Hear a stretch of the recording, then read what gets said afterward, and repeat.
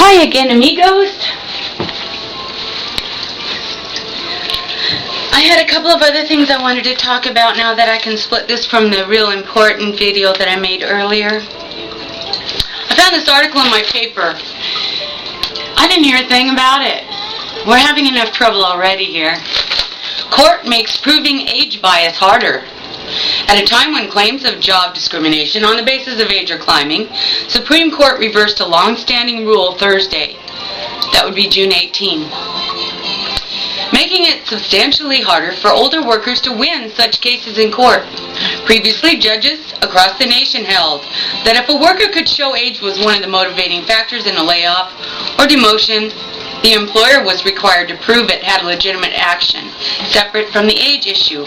In a 5-4 decision, however, the court's conservative majority threw out this approach to age discrimination, saying workers must bear the full burden of proving age was a deciding factor in any dismissal or any demotion. So I didn't even hear about it. It's on A6 of the Riverside Press Enterprise. That was June 19th.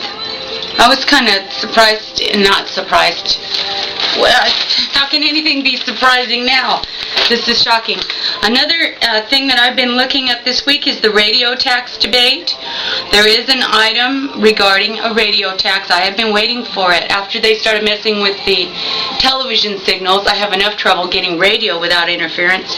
But they do have the Radio Performance Right Act in the 111th Congress. It is now called H.R. 848. What they basically want to do is, it's called Equitable Performance Right Act. They want to have people who are radio transmitters, even internet. Each individual terrestrial broadcast station with gross revenues of less than $1,250,000 may elect to pay for its broadcast transmissions a royalty fee of $5,000 per year. Any public broadcasting entity, as defined in their section 118F, may pay a royalty fee of $1,000 per year. Now, if you're over that, it's a different story. You're paying percentage royalty fees. There's pros and cons here. There's a great debate article with right, left, well, I shouldn't say right, left, pro, con, and middle.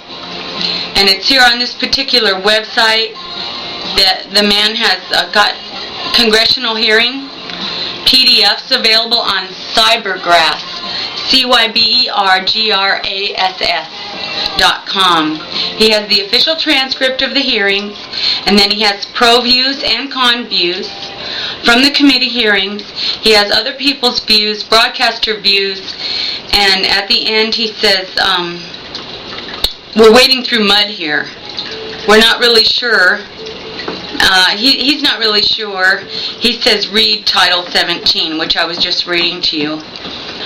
Once you untangle everything, they want them to pay royalties. And in this economy, paying royalties might make some radio broadcasters go out of business.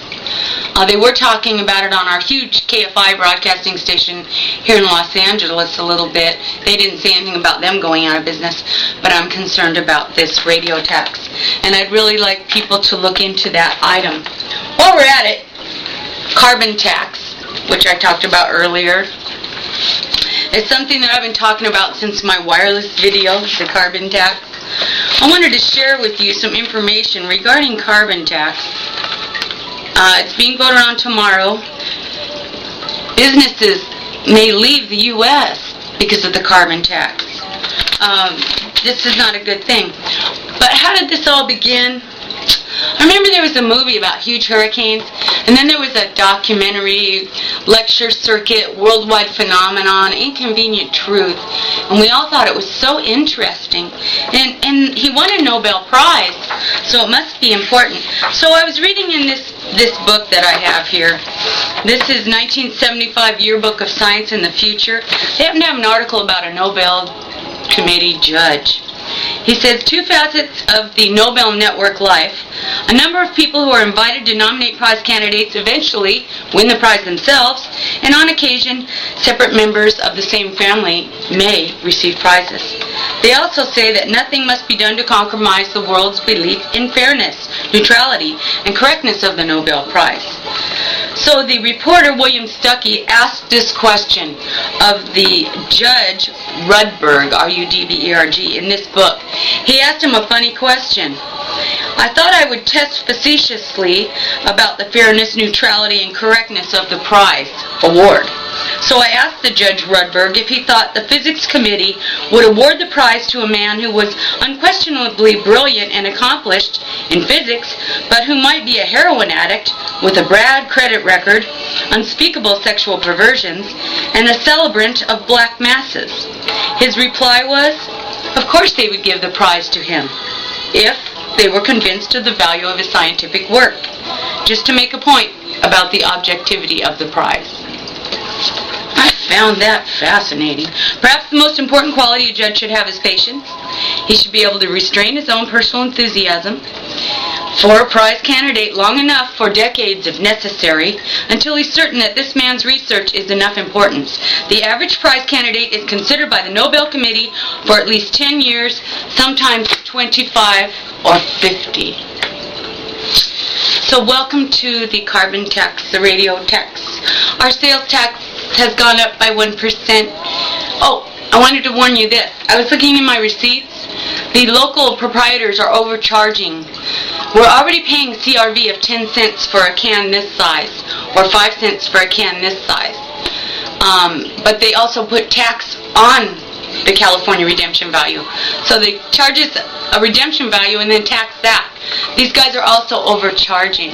It may be 10 or 15 cents for your soda or juice, and they may charge you 30 cents, so watch your receipts. They tried to rip me off, and I said, I'll see you later.